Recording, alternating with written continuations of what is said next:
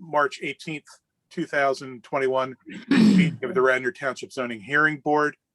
We will commence with the Pledge of Allegiance. So if you wish to join me in that, I pledge allegiance to the flag of the United States of America and to the republic for which it stands, one nation, under God, indivisible, with liberty and justice for all. Thank you very much. A couple housekeeping items. First, I'd like to welcome officially to the board John Nagel, who has been appointed by the Board of Commissioners as an alternate member of the board. So John, welcome. You don't really need an introduction.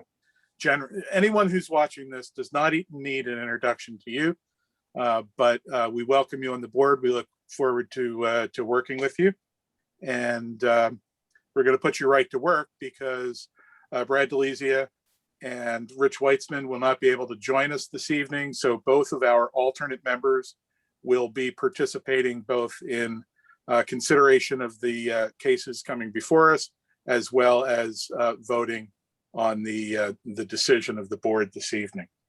With those out of the way, we're going to move right into the agenda. The first item on the agenda is Appeal 3075. The applicant Todd and Rosemary DeVale, property located at 403 Barclay Road, request an extension of time for obtaining a permit under section 280-144 of the zoning code for an additional 6 months to September 17, 2021. Is someone here from for the applicant? Mr. Chairman, I see that Mr. DeVale is actually logging in now, so okay. Looks like he's just came online. Okay, I'm here. Good evening, folks. Hi, good evening, Sorry. Mr. DeVale. How are you today? Just fine. My video here. Sorry, I'm late. I was hopping up a work call. No problem. We understand that you're requesting an extension of time under the under your variance. Could you explain where you are in the process, why you need the additional time, and anything else? That's correct. Yeah, exactly. And it really comes down to just difficulties of getting architect drawings, scheduling meetings with contractors, and getting a full budget that we could then submit to the bank in order to do the addition that we had proposed. Everything with the addition is still the same. It's still the same size, a 25 by 30. It's going to be in the same location. All of that's the same. It's just the difficulties of scheduling and working with people and all of those types of things. I'm sure as you guys can understand. Yes, I mean, we have seen a number of requests for extensions during the pendency of the pandemic. You expect to be able to, get working within the 6 month period you're requesting? We do. Good question. We absolutely do. We are working with the contractor now, same one we had before, but now he's back online. He's fully doing everything. So yeah, we have the estimate that he's putting together, and I expect building permit in the next 6 months. Absolutely. Okay. Are there any questions for members of the board? Yes, Jamie.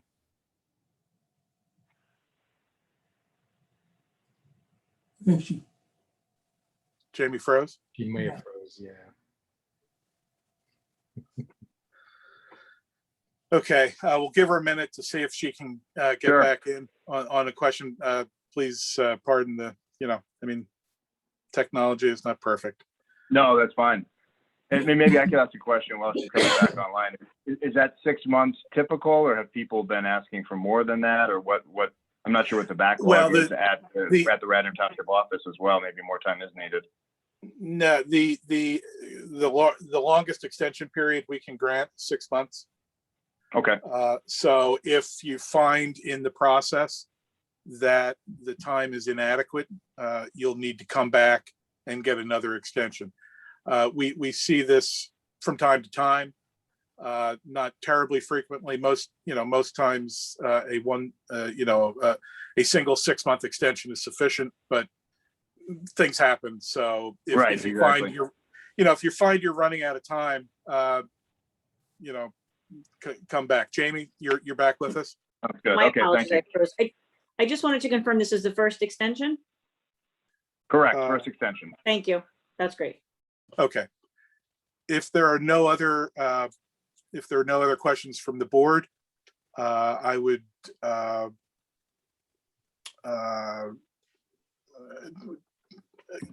Mr. Solicitor, do we need a motion on this? I forget. I mean, this is have- board. Yes, it's a decision you're making, and we've had Okay. it passed on it. Okay. All right. I would move that we grant the applicant the 6-month extension requested. Is there a second? Second. Is there any board discussion? Hearing none, I'll call the vote. And given that we're still Zoom, we'll call it in a roll call fashion. Mr. Lord, Yay. Mr. George Nagel, Approve. Mr. John Nagel, Aye. Jamie Foreman, Approve. and I will also approve. Mr. DeVale, good luck. Hope you can get a shovel in the ground sooner rather than later. Me too. And thanks for stopping in. Yes, thank you, board. Okay, great. Have a good meeting. Thanks. And the other commission. Okay. I'm sorry. Thank you. Thank you for muting.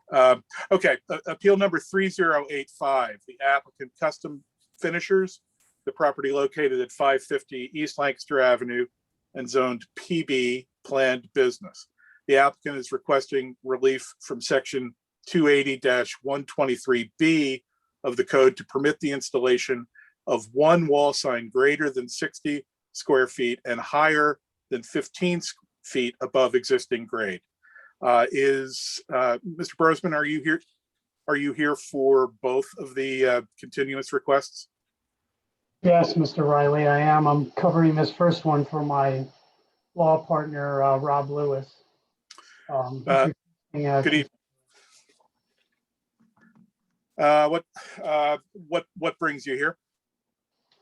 Yes, this involves a sign, and it was required to go to the Township Design Review Board, and they did go to the Design Review Board, and the Design Review Board has asked for some changes to be considered. So they're working on that. They're going to return to the Design Review Board and then come to the Zoning Board after that. So that is why he's seeking the continuance till next month. Okay, great. Are there any members or any questions, excuse me, from members of the board?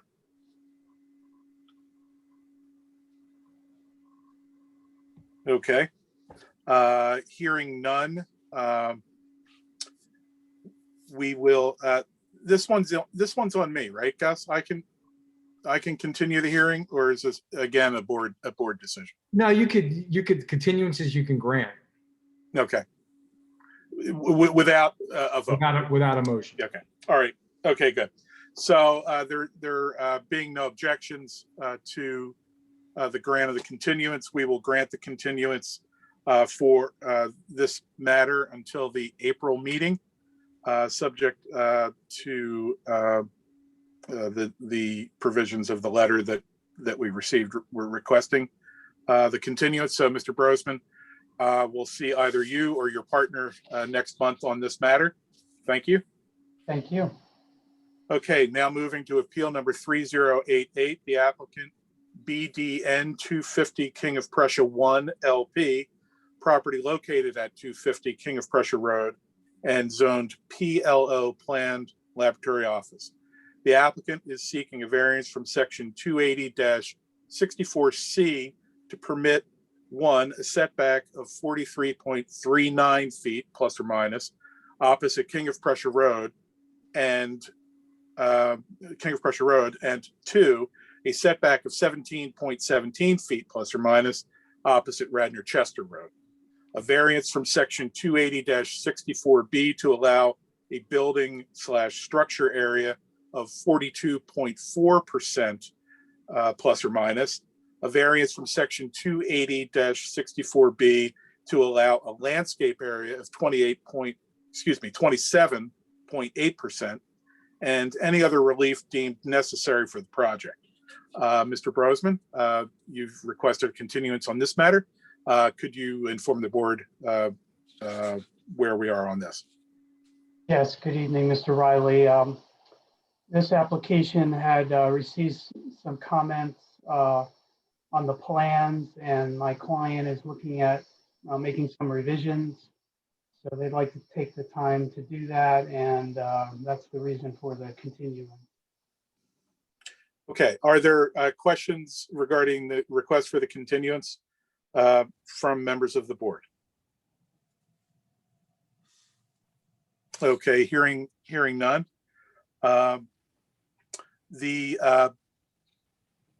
So hearing none, we will continue this matter until the it's April 15th, which used to be tax day, right? The April 15th, 2021 meeting as well. So Mr. Brosman, we will see you again next month on this matter. Thank you. Thank you. Okay, and now the final item on our agenda for this evening. This is appeal number 3092. The applicant, Paul Cordero and Jennifer Unterberger, property located at 820 Lawrence Lane and zoned R1 residential.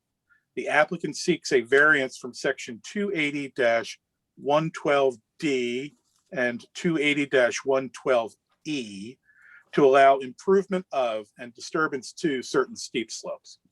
Alternately, the applicant seeks determination that no relief is required because section 280-112 should not apply to man-made steep slopes. Is the applicant ready to proceed? Mr. Brosman, again?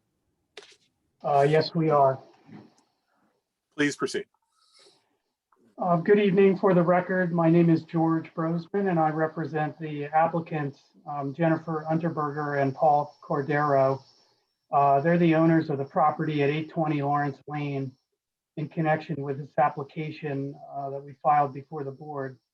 Paul and Jennifer currently live just across the street from this property, and they're planning on building a new home on this property for their family.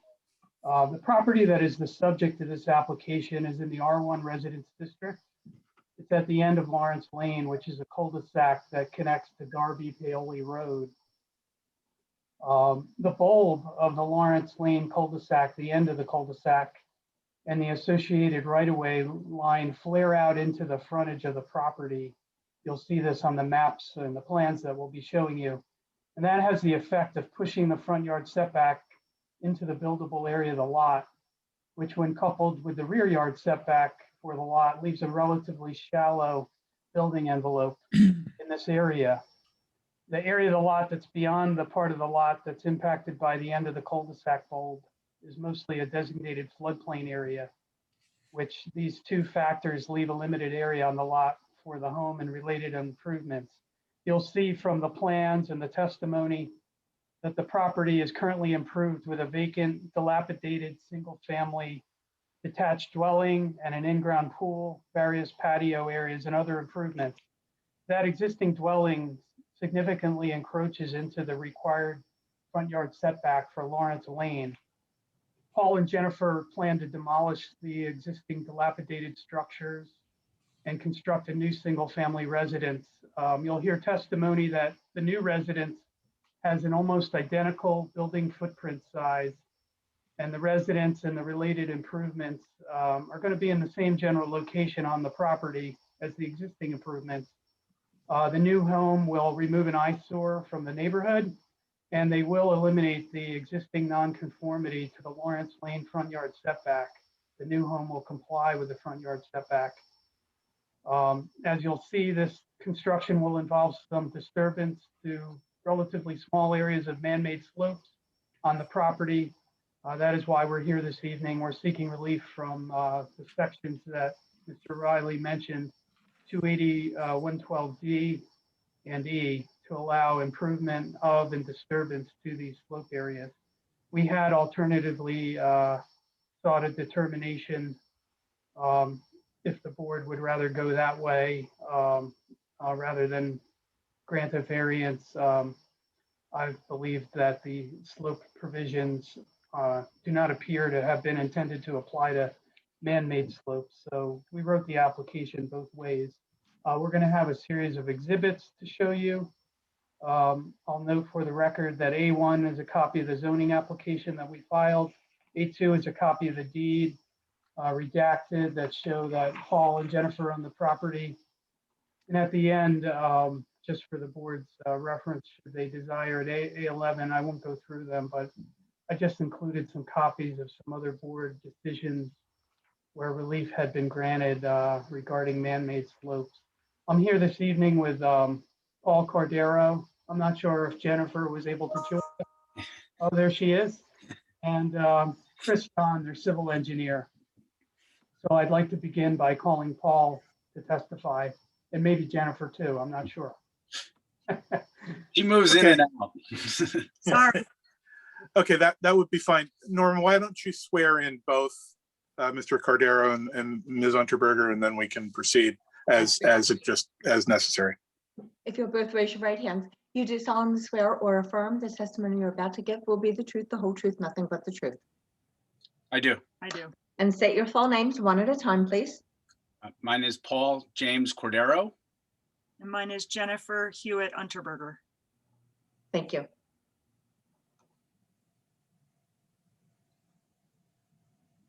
Paul, how long have you and your family lived at 821 Lawrence Lane, which I understand it is across from the subject property? Yeah, it is across the street from the subject property. Jen bought the house in 2013, lived there. I moved in after we got married in 2017. So I've been here for now about 3 or 4 years. And when did you and Jennifer purchase the property that's the subject of this application at 820 Lawrence Lane? It was at the end of December. I think it was December 28th, 2020. So just recently. Yes, Is the property currently vacant? it is. To your knowledge, how long has it been vacant? So I would say 2016 is when the Foxes, who were the previous owners, abandoned the property. And can you comment on the condition of the property in the recent years leading up to your purchase? Well, it was in bad shape when the Foxes abandoned the property. It was it's dilapidated. It was dilapidated, and it really has deteriorated over the course of the last 4 or 5 years, having no one in the house, no electricity, really no running water. The exterior looks awful. The yard is not in good shape. It's really a house that needs to be taken down, and the neighbors of the street have indicated as such many, many times, including us. Okay, could I have Chris Yan be able to share the screen? Will he be able to do that?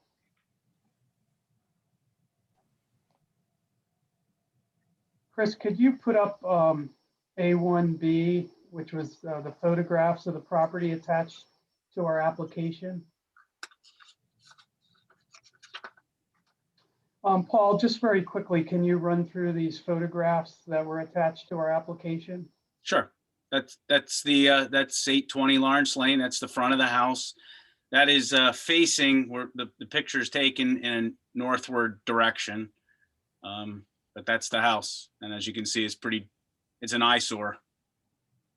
And can we go to the next photo?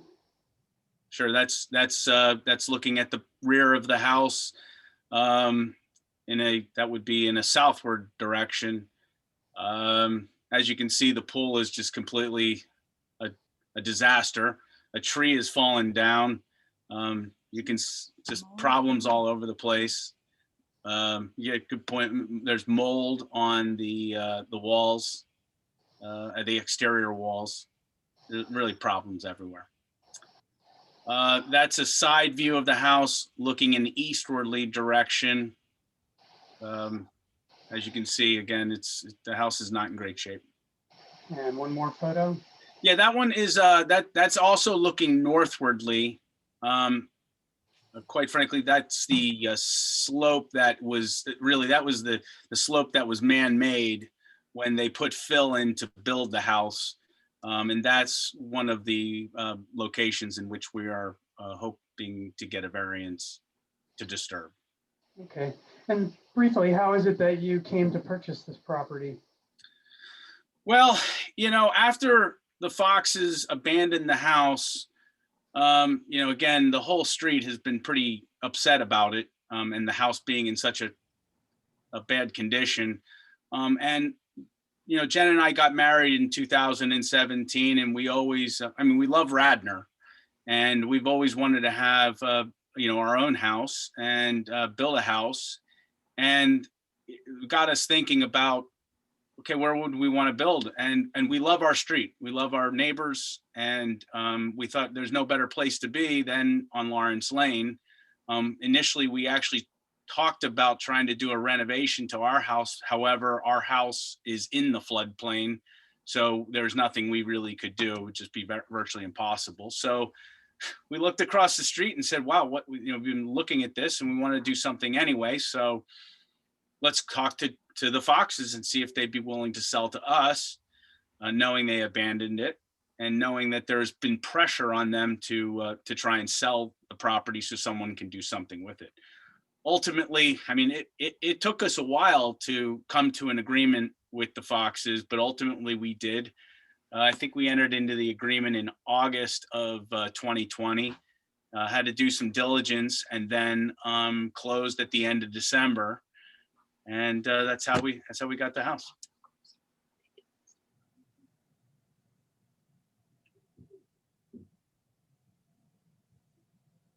Oh, Georgia, you're on mute. Or is on mute. Have you discussed this application with your neighbors on Lawrence Lane? Oh, yes, we have. And Chris, if you could go to A3.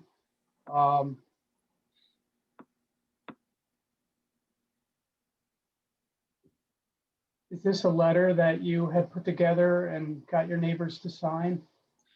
It is. It's a letter of support from all of the neighbors of Lawrence Lane. I went and actually met with each and every one of them. I showed them the application. I showed them what we wanted to do. And I was hoping to get their support.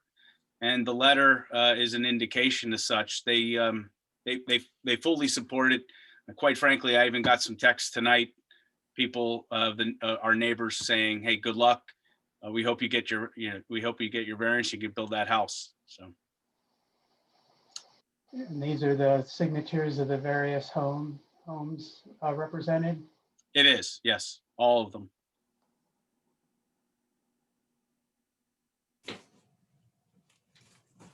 That's all I have for Paul. My next witness will be Chris Yan after, if there's any questions for Paul. Yeah, I have a question. Has this been included in the packages? It wasn't included in the package I received. This letter of support. I don't believe we had it when we filed. We can email this entire exhibit package to the whole board. Yeah, and it looked like there was a list of exhibits. I didn't recognize that either in some previous decisions and so forth. Yes, I have a PDF of this whole package. I could email that to Constantine or Ian. That'd be great. Yeah. So just one question. I just wanted to confirm that the properties on either side have signed off on this. Yes, in fact, those are the first two people I went to, and both have signed off on the letter. And quite frankly, both neighbors are the ones who have also applied a lot of pressure to try and get us to get the property and build the house that we're going to hopefully build. Yeah. Okay, thank you. You're welcome. I had one question. Does the house have a basement? I'm sorry, I'm sorry. Who's I'm speaking? sorry, it's John Lord. Okay, I'm sorry. It does have a basement. It's not a, it does have a basement. It's not a crawl space, it's a basement. No, it's a basement. You walk down, it's where some of the mechanicals are. Okay, thanks. Actually, I had one more question. Do you happen to know when the house was built? I don't know exactly when. I believe it was in the 1960s or 1970s. Now, I actually, Mr. Yan might actually have better answers to that because he's done a lot more of the history, but I believe that Lawrence Lane was built, they filled in that area and they built the house then. I want to say it was in the late 60s or I think it was in the 60s is when I went. Okay, Thanks. Okay, are there any other questions from members of the board? Okay, hearing none. Mr. Brosman, if you want to proceed. Yes, and I'll note that I just emailed to Mr. Economides and Mr. Myers our exhibit package. Thank you, George. I'll pass it on immediately. Thank you. If you don't get it, let me know. Could I have Chris Yon sworn in? Sir, you do solemnly swear or affirm the testimony you're about to give will be the truth, the whole truth, and nothing but the truth. I do. Thank you. State your full name and spell your last, please. Christopher Charles Yon, Y-O-H-N. Thank you.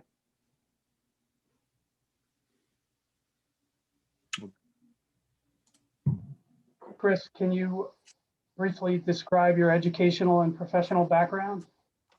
Yes, I graduated from Boyertown High School in 1997. Then I went to Villanova University, graduated in 2001. I worked for Mominy and Associates, starting as a sophomore at Villanova and then starting full-time after that until 2014 when I left and started Yon Engineering. And I received my professional engineering license in 2006. And at A4, is that a copy of a summary of your professional qualifications? Yes, it is. I'd like to offer Mr. Yon as an expert in civil engineering. Without objection. Thank you. Chris, are you the civil engineer for this proposed project? Yes, I am. And are you generally familiar with the property and the surrounding area? Yes. And we put up here exhibit A5, sheet number 1. Does this show the existing conditions on the property?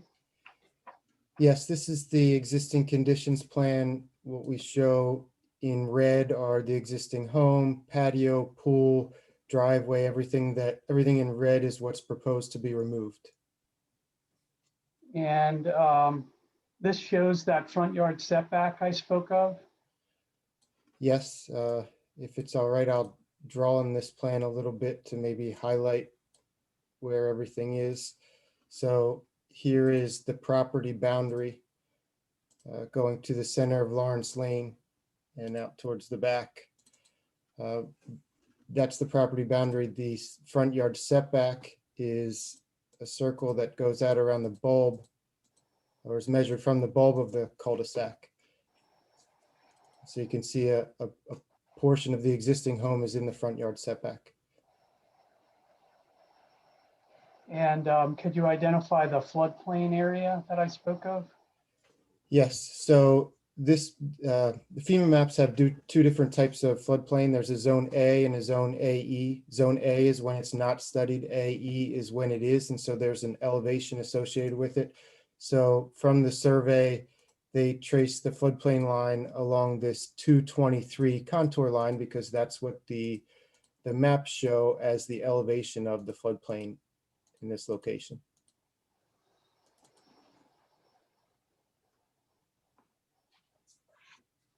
And does the bulb of the cul-de-sac and the associated front yard limit the permitted building envelope when coupled with the floodplain? Yes, significantly. The floodplain on the western part of the site is really half of the property. And then once you take out the right of way for the bulb of the cul-de-sac and then the front yard associated with it, that takes out almost another quarter of the property. So what's left as a buildable area is a much smaller area. And we'll get to it in greater detail, but to give the board a preview, this plan also shows the steep slope areas that we're going to be speaking of. It does. On this plan, we have highlighted both the 14 to 20% slopes, which are shown with this single line crosshatch, and then the greater than 20% slopes, which are the double crosshatch. And it's the greater than 20% slopes that are regulated by the code section 28112, correct? That's correct. And can we go to sheet 2 of exhibit A5, the proposed plan? Yes. And would you walk us through the proposed plan? Sure, this is the proposed site plan, and so in the darker brown is the proposed house and associated porches that have this X on them. You can see it's, kind of squeezed in here in between the front yard setback in the front, the rear yard setback in the back, and the floodplain on the left-hand side. And will this project have any stormwater facilities? Yes, there's a proposed underground stormwater management system that's in this area underneath the driveway in the front. The downspouts from the roof will be directed to that, as well as 2 yard drains, and then an overflow will be discharged from the system. And when you get permits, will you need to do erosion and sedimentation controls? Yes, and we did submit the grading permit application to the township and did receive the review, which is when we found out about the steep slope issue. And so, yes, that includes erosion controls, silt fence, construction entrance, topsoil stockpile, things like that. But for the steep slope relief that we're here for tonight, has the project been designed to comply with the applicable zoning ordinance requirements? Yes, it complies with the other front, side, rear yard setbacks, impervious coverage, building coverage, all the other bulk zoning. Let's hone in a little bit on the steep slopes a little more. Can you bring up A6? Yes. And this is basically the existing conditions plan that we saw before, is that correct? That's correct. On this plan, it is the existing conditions plan. I made a few changes to highlight some of the things I traced earlier. We highlighted the floodplain line here, which is, I'm tracing this dark dashed line.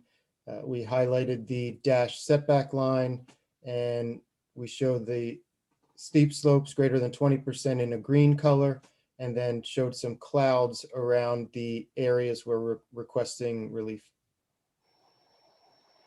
And you labeled those clouds with letters A through E, is that correct? That's correct. I started in the upper right-hand side. This is area A, and then I went around clockwise. Area B here is in front of the existing house. Area C to the left of the house, and then working backwards, D and E. And as an engineer, can you comment on these areas and if you feel they're man-made?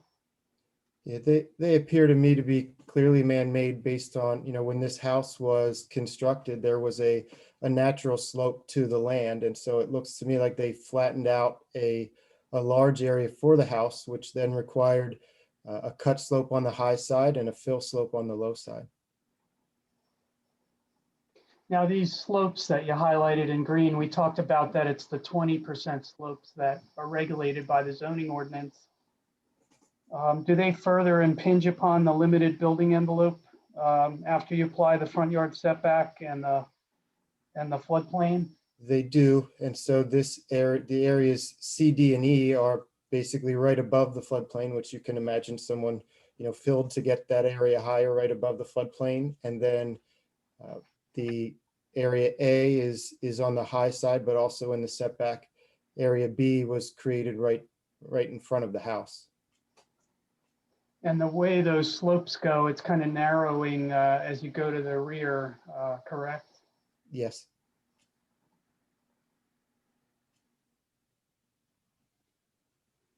Can you go to the next exhibit, please?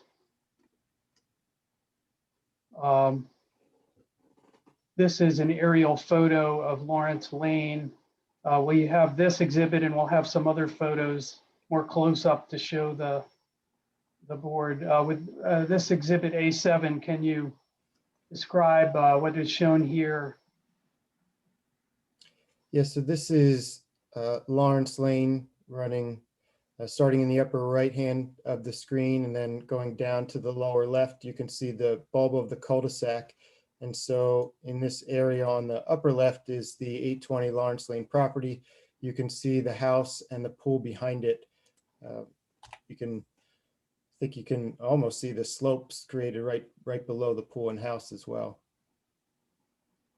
Thank you. Let's go to A8, which are some more photos. These photos are keyed in with the same letters A, B, C, D, and E that we have on these plans. This first one, A, is kind of covered up with brush. But could you lead us through these photos, please? This area A was the one in the upper right-hand corner where the existing house is really cut into the existing slope. And so it's really hard to distinguish here how, there's a little part next to the house that is steeper than the part beyond it. But that's what this area is taking a picture of. And next photo, A8B. Yeah, this is area B, the part in front of the house. You can see where they excavated for the front door, but then had a slope going up right in front of the house till they got to the grade on the right-hand side. And A8C, please. This photo shows the slope on the left-hand side of the house. The floodplain would be somewhere here, right along the bottom of the slope. And then this is, you can see an area that appears to be flattened out next to the house and the pool, and then the slope down below it. And this is, we're calling C, D, and E. They're kind of lined up there, but it's kind of the same slope. Yes. And A8D. Yes, this is another photo of those areas C, D, and E, but taken from the rear property line, looking back towards the house. Thank you. Moving on to Exhibit A9, is this a similar exhibit that you made to A6, which showed the sloped areas on the existing plans? This now shows those same areas superimposed on the proposed plan, is that right? Yes, so this is the proposed plan with those slopes turned green to highlight those, with the setback and floodplain lines darkened to make those easier to see. Also the red clouded areas showing locations A, B, C, D, and E. In addition, we turned on the footprint of the existing house to really show how the proposed house and driveway are pretty closely fitting within the extent of the existing home. And can you walk us through the areas A, B, C, D, and E? Tell us generally how big they are, where they are, and what we're proposing on the proposed plan for those areas. Okay. So area A is in the upper right here. This is as you come in the driveway off of the bulb of the cul-de-sac. This is really the rear turnaround area. And so that driveway area gets into the slope a little bit. We then show a short retaining wall above that to hold back some of the slope to reduce the disturbance in that area. And the area that we have proposed to be disturbed there is 278 square feet. Area B? Area B is the area that was just to the right of one of the doors coming out of the existing home. And so that really falls, right under the new driveway area. That area is 177 square feet. This is area C, is the area down to the left of the existing home. The disturbance in this area is really for the overflow from the stormwater system is piped down to this area. And then we have what's called a level spreader. There's also a portion of the retaining wall in the front of the house that projects into that area. That area C is 412 square feet. Area D is this area just to the left of the proposed home, just downslope of the existing pool. This area is where we have a walkout condition from the proposed home. We do have retaining walls and a little terrace area. We have retaining walls on the low side of that terrace to also minimize the disturbance to the steep slopes, that area is 604 square feet. And then area E is the last area furthest northwest, which is to the left of the existing pool and really where the proposed pool is shown to be. That area is 560 square feet. You've touched on this in your testimony, but to highlight it again, can you explain steps that have been taken to minimize the disturbance to these man-made slopes? Yes, so I guess starting with the location of the house, we corrected the existing nonconformity with the front yard. And so we pushed the house back further on the lot. We do, the square footage of the existing home is it's around 3,500 square feet. 3,529 square feet. The proposed home is 3,548. So we're very close to the same area as the existing home. However, we're a lot narrower to try to limit the disturbance. We do have the side loaded garage. We end up with a similar width of disturbance. On the high side, we have a retaining wall. We also have retaining walls on the low side to limit the disturbance of the slopes. In those areas you gave, they were very similar. They're the building footprint areas. Yes.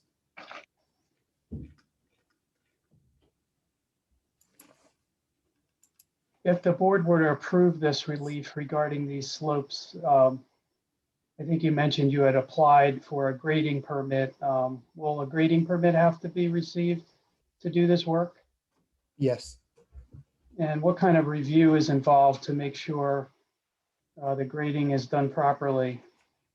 Well, when we submit the application, it's administered by the township staff, who sends it to the third-party engineer, who then reviews it again at Fleming. They provide a review. We address their comments. Once they feel their comments have been satisfactorily addressed, it goes back to the township, and the township engineer gives the ultimate approval.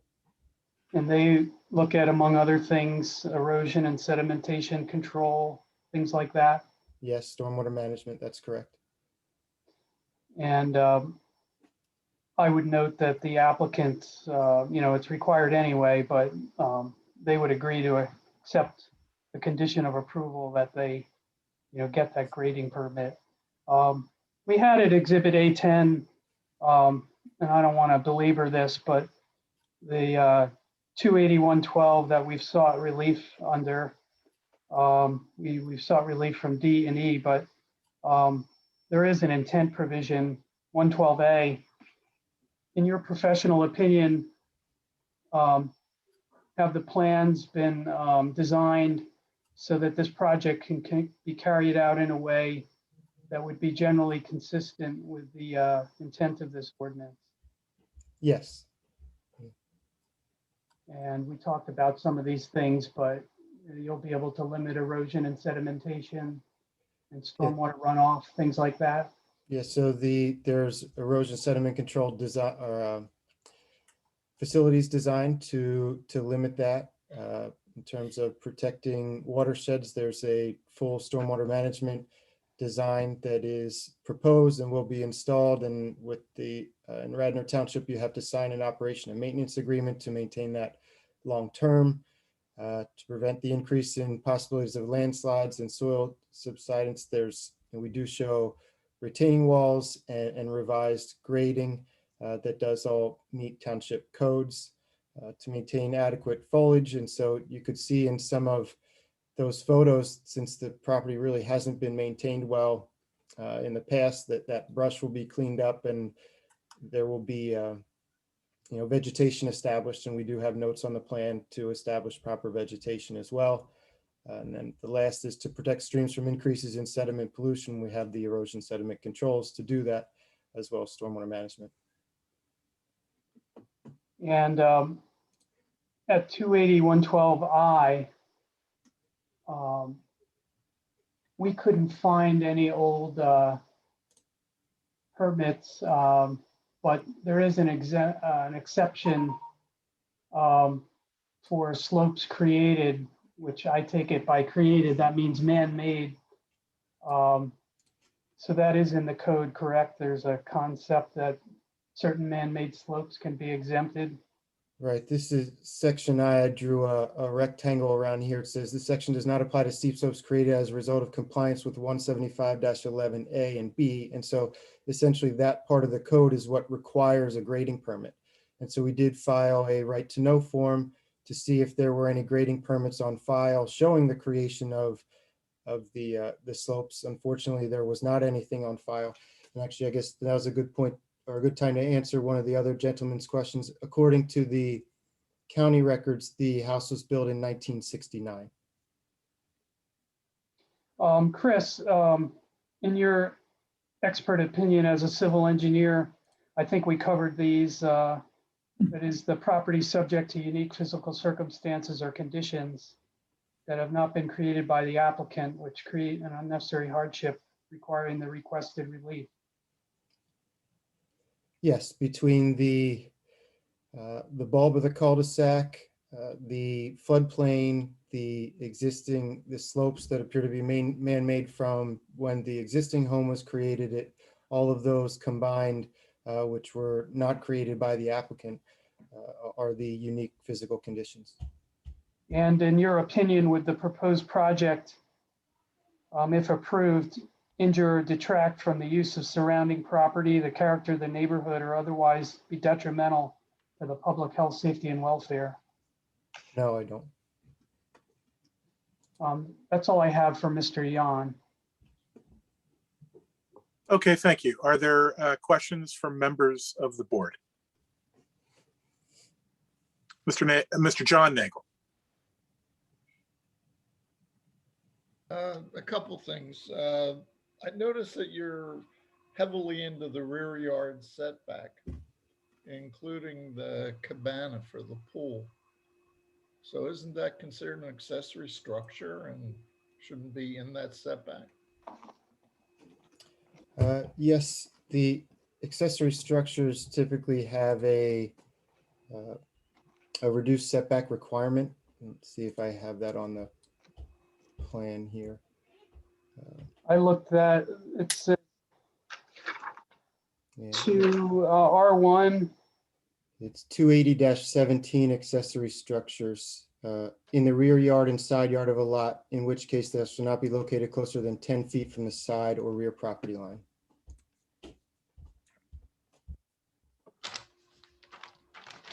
And does the plan as shown on A9 comply with that? I'm trying to zoom it now, but or increase it now, but does the plan included as A9 reflect compliance with that requirement? Yes. Okay, the along that rear property line, I see you have the lands of Radnor Township, which is the open space. Just forward of that towards Darby Paoli is the scout cabin. Did you solicit any comments from the Friends of 284? They're certainly within 1,000 foot of this project. That's probably a question for Paul. So when I looked on the county records, it suggested that that property was still owned by Radnor Township. So I didn't realize that somebody else actually owned that property. Yeah, that was transferred to the Scouts probably 2 years ago. Oh, I actually did look on the county records to see who was around us, and I'm fairly certain the county records suggest that parcel, because it is broken to where the Scouts are, but I think the county website suggests that parcel still owned by Radnor Township. Well, it's not uncommon for the county records to be incorrect, right, Gus? It's unfortunate. Certainly lag behind township. Yeah, it's a combination of lag and other things. I do believe that Scout House is up quite close to Darby Paoli Road. Well, the house is, but the property is not. Yeah. But this does comply with the setbacks for that property as we indicated. Yeah. I just wanted to, make sure that you talk to them. I know they are very sensitive to neighbor concerns. Why didn't you consider pulling the house forward into the front yard setback, and then you could probably have escaped these issues with steep slope and whatnot? Is that, if that's for me, I mean, our goal, okay, I can tell you when we talk to our neighbors, I know our neighbor's biggest concern was the fact that, first off, it's a completely dilapidated house. Second off, I think they wanted the house to be more, they indicated an interest that the house be more compliant with the neighborhood, in that it's, set back from the street, in that, we have this, the garage is in the front right now. They, all the other houses have it on the side. I think we were just trying to make the house a little bit more compliant. Well, number one, we were trying to make the house compliant with the existing setback requirements and fit it inside that little nub that we have, but trying to do it respectfully. Yeah, I see that. Thank you. The last thing, more of an observation. I was out at this location after Hurricane Floyd, and the water was lapping along the walls of that house. So you're proposing to cut into steep slope, and you only have 1 or 2 foot above the floodplain. Just a concern that you're aware of that and sensitive to it.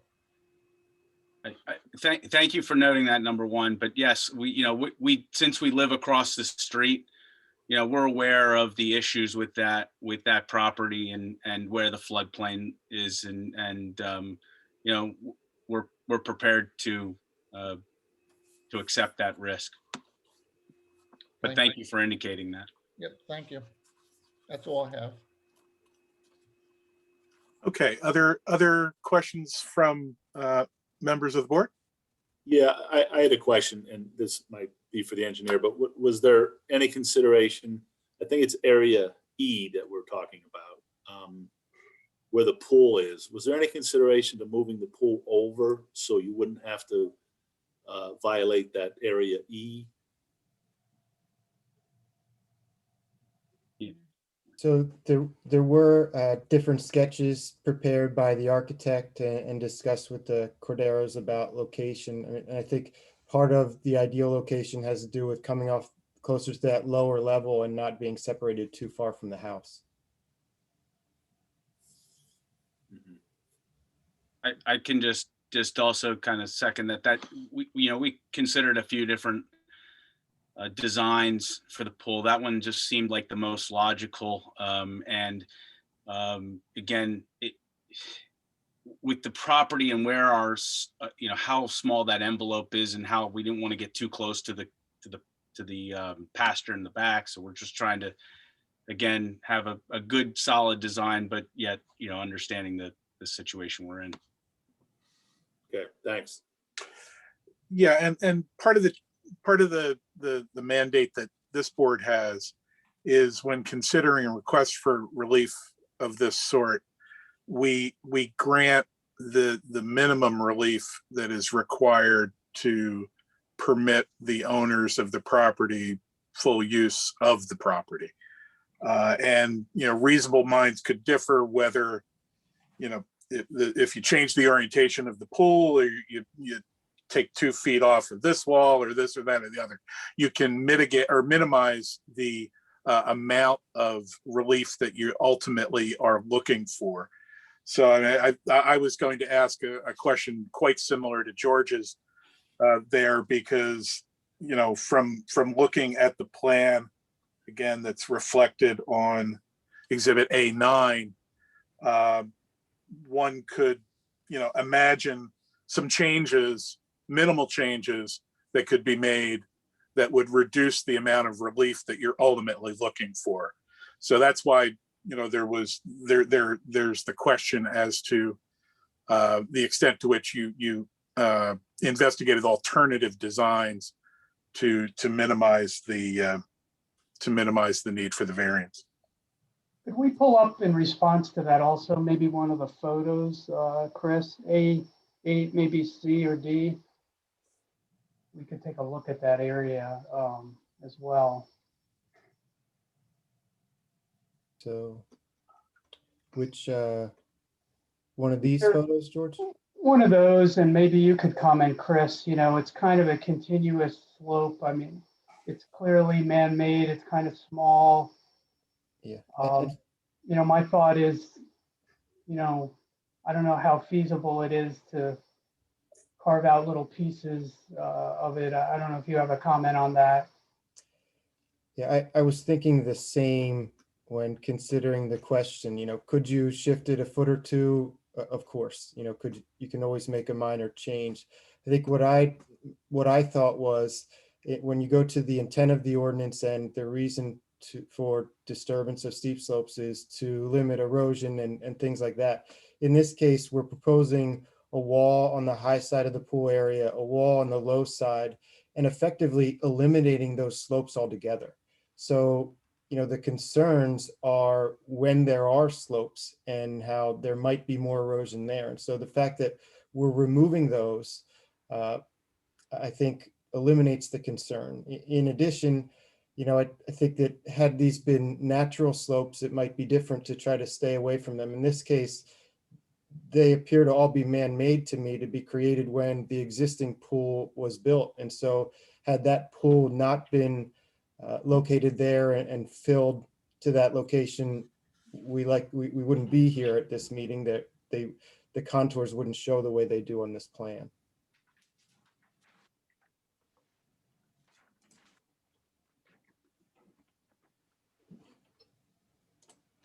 Okay, are there other questions from members of the board?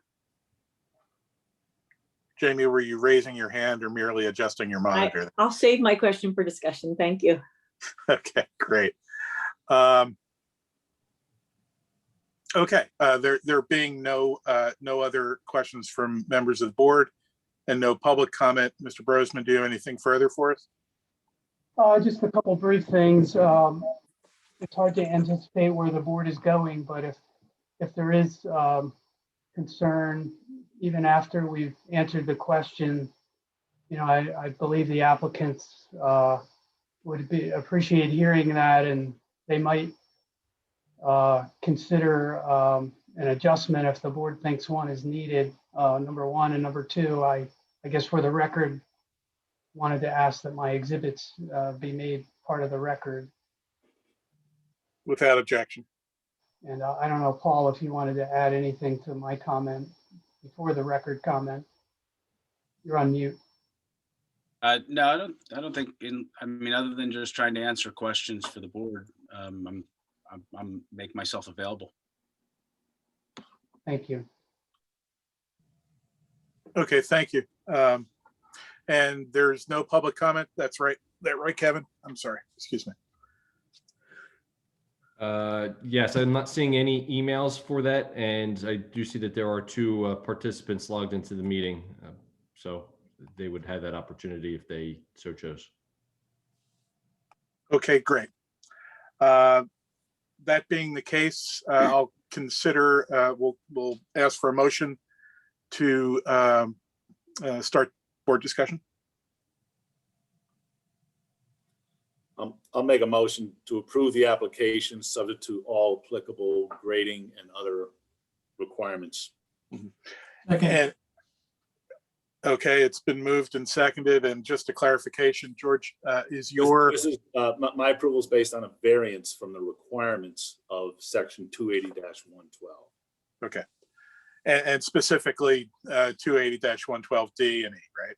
D and E, what they asked for. That's correct. No, and but no other relief. That their request was a little broad. In you know, that's correct. Okay. I'm not suggesting at all that I think there's an exception to this ordinance for man-made slopes. Okay, great. So the motion has been made and seconded. Is there any board discussion? Jamie. Hi, thank you. My question is more probably of a housekeeping nature. Is it our responsibility to discuss whether or not, and is it in our jurisdiction or is it in Kevin's, in the sense of the man-made versus natural slope and how the zoning, laws go on it in the intention of how we would vote? I agree with George. I would vote to approve. They've complied with all zoning, correcting a conformity. The neighbors are happy. I'd be apt to approve as well. I just wanted to understand these levels on whether or not it requires a vote. Well, I'll let the solicitor weigh in as well. My view of that question, Jamie, is that these are steep slopes that are being disturbed, and that is not permitted under the zoning code. So the applicant needs a variance from the requirements of the code. And we can decide that question without deciding the more global question of whether there's a special carve out for man-made versus naturally occurring steep slopes. But I'll toss it to the solicitor for other thoughts there. Correct. I mean, Jamie, that's their alternative request. There's no motion on the floor right now for that request. That hasn't even had a motion made for it. But if there was one to see whether or not their proposed plan falls within the restrictions and essentially in the definition of what a steep slope is under this ordinance, does that include man-made or natural? That would be you could make that determination, but someone would have to make that motion and the majority of you would have to agree with that. Excellent. Thank you. I appreciate it. Okay. I'm not making that motion, by the way. Understood. No, I understand. But it's within you're asking whether or not you have the ability as a board to do that. Someone made that motion at the request of the applicant. They made that request, but no one's making that motion as of right now. Got it. Thank you. John Nagel, did I see you? Yeah, I was just going to mention, and I know Gus can talk to this, this question has been in front of both the zoning hearing board and the Board of Commissioners a half a dozen times in the last 15 years. I even seem to remember there was a case in Delaware County about it, where a property at South Wayne and Conestoga. So if we wanted to go further, there is some other information that we'd need to review. I don't think we need to for this particular application. And I agree with George's motion, although I would love to see them look at the possibility of rotating the pool 90 degrees, which would pull it in, pull it off the steep slope somewhat. I don't think there's any great harm by what they want to do. It's all floodplain below them, a lot of pasture to catch any sediment. So from a technical standpoint, I don't see a particular issue. Yeah, and I'm not a construction expert, but I would have to think that this is a newly constructed pool as opposed to the existing pool. So I'd have to think that area is going to be disturbed regardless during the course of construction, regardless of, you'd have to move it a ways and rotate it and maybe also come in from the other side to build it.